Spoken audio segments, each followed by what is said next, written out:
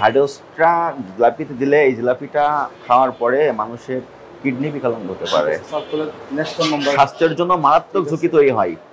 তার এটা জেনে শুনে আপনারা কেন এই হাইড্রোসগুলো দিয়ে জিলাপি তৈরি করেন? বাসি ইফতার সামগ্রী ফ্রিজে সংরক্ষণ করেছেন পরবর্তীতে গরম করে খাওয়ানোর উদ্দেশ্যে। হ্যাঁ, আপনি কি কারিগর? খামির তৈরি করেছে কে? আপনি। হাইড্রোস কতটুকু দিয়েছেন? পরিমাণে দেওয়া হয়, আবার থাকলে মানে মাওয়া থাকলে দেওয়ার প্রয়োজন পড়ে না। ও কখনো হাইড্রোস দেন, হাইড্রোস মাওয়া থাকলে তখন মাওয়া দেন। তাহলে আপনি কোন ধরনের হাইড্রোসটা দিয়েছেন একটু দেখবো আমরা, আমাদের একটু দেখাতে হবে। এখন কি আছে হাইড্রোস? শেষ হয়ে গেছে। এই আগে আপনি কি প্রতিষ্ঠানের? এই গতকালকে এগুলো শেষ হয়ে গেছে, রাখছেন না? হ্যাঁ, কি করবেন আপনি এটা? আজকে দিবেন না? কার জন্য রাখছেন এটা? হ্যাঁ, স্টাফরা খাওয়াইলে এটা গতকালকে চলে যাবে। এটা আপনার এখানে থাকবে, এটা আপনার প্রতিষ্ঠানের ফ্রিজ না? এখন ধরেন রাখছেন, এর ভিতরে পরিবেশ দেখছেন। এটা কি হাইড্রোস ইয়ে না, গন্ধ তো একটু আসে না।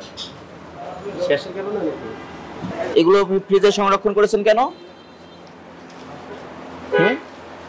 বাসি ইফতার ফ্রিজে সংরক্ষণ করেছেন কেন? আজকে আবার গরম করে বিক্রি করবেন তো? কেন, উদ্দেশ্য কি ছিল?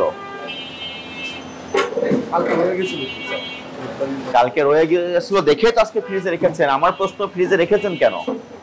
এটা তো ইফতারি, কালকে সন্ধ্যার সময় বিক্রি করেছেন। যদি থাকে, যদি স্টাফের খাওয়ার জন্য হয় তাহলে তো কালকে রাত্রে আপনারা খেয়ে ফেলতো। এটা এখনো কেন আছে? এটা কি আছে? কারণ আপনি অসৎ উদ্দেশ্যে সংরক্ষণ করেছেন, আজকে আবার গরম করে আজকে ইফতারের সঙ্গে মিক্সার করে বিক্রি করবেন, এটাই আপনার উদ্দেশ্য ছিল।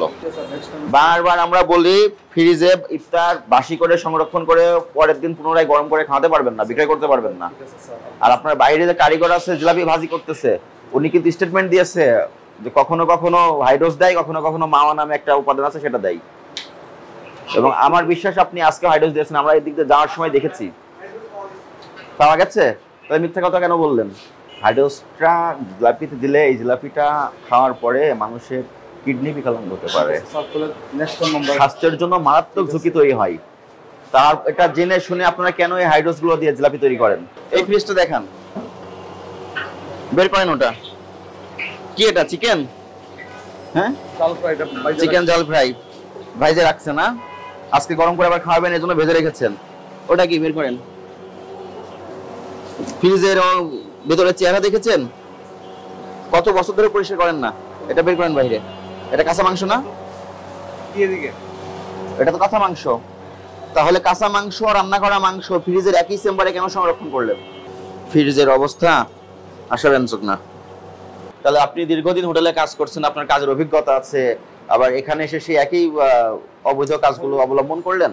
আরে এত নোংরা কেন আপনার এই প্রতিষ্ঠান? এত নোংরা কেন? আমরা আপনার রাজ্জাক হোটেল অ্যান্ড রেস্টুরেন্টে অভিযানে এসে যেটা দেখলাম, আপনার ফ্রিজে 3 তলায় যে ফ্রিজ সংরক্ষণ করা আছে, ওই ফ্রিজে কাঁচা খাবার, রান্না করা খাবার একসঙ্গে সংরক্ষণ করা, এবং এখানেও বাসি ইফতার সামগ্রী ফ্রিজে সংরক্ষণ করেছেন পরবর্তীতে গরম করে খাওয়ানোর উদ্দেশ্যে। পাশাপাশি আপনি খাদ্যপণ্যে নিষিদ্ধ দ্রব্যের মিশ্রণ ঘটিয়েছে, যেটা মানুষের জীবন বা স্বাস্থ্যের জন্য ক্ষতিকারক, এবং উক্তরূপ দ্রব্য কোনো খাদ্যের সহিত মিশ্রণ করা দণ্ডনীয় অপরাধ। এখানে আপনি যে জিলাপি তৈরি করেছেন, এই জিলাপি আপনি সুপরিকল্পিতভাবে অননুমোদিত হারে হাইড্রোসের ব্যবহার করেছেন। ভোক্তাধিকার সংরক্ষণ আইনের 42 ধারার অপরাধ সংগঠিত হয়েছে। আপনি অপরাধে দোষ স্বীকার করেন, আপনাকে আজকে সতর্কতামূলক 20,000 টাকা আর্থিক জরিমানা আরোপ করলাম, এবং ভবিষ্যতে আপনি আর কখনোই হাইড্রোসের মিক্সার করে জিলাপি তৈরি করবেন না।